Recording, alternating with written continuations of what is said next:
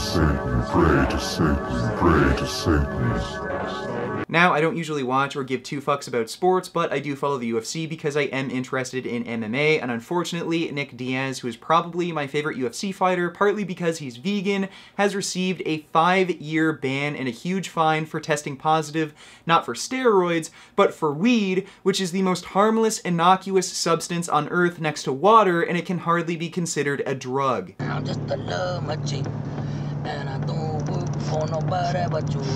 5-year ban. And Nick Diaz's opponent, Anderson Silva, tested positive for actual steroids, but only received a 1-year suspension, despite steroids having far more adverse side effects than marijuana, and, you know, steroids kind of being cheating. Not as bad as weed. And to make things even more ridiculous, UFC fighter Jon Jones was caught using cocaine, which he probably used to amp himself up before fights, similar to what Mike Tyson did, and he received no real consequences, no ban, no fine, just rehab. Say hello to my little friend!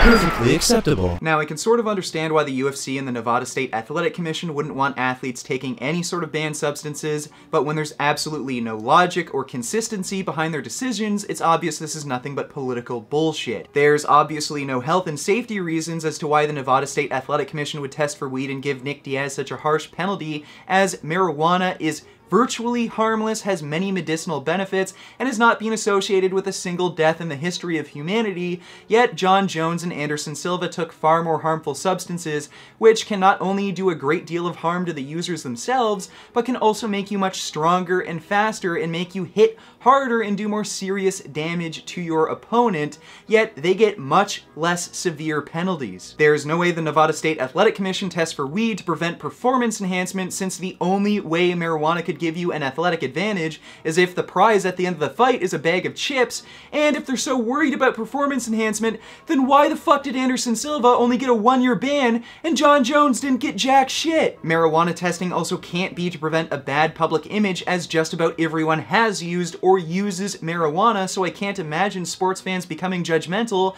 And again, steroids and cocaine users get off easy. Wait a minute. Jon Jones and Anderson Silva are both black, but Nick Diaz is white. Maybe the Nevada State Athletic Commission just hates white people. I just found a new way to get past drug tests. Even other UFC fighters, including Ronda Rousey, think Nick Diaz's 5-year ban for marijuana use is fucking bullshit, along with just marijuana testing in general. It's so not right for him to be suspended 5 years for marijuana. I'm against for them even testing for weed at all. It's not a performance-enhancing drug. It has nothing to do with athletic competition. It's only tested for political reasons. So the NSAC doesn't give a fuck about preventing performance-enhancing drug use, the health of the fighters, or upholding a public image, and I think we should all get Ronda Rousey to take some cocaine and steroids so she can go absolutely apeshit on those Nevada State Athletic Commission assholes.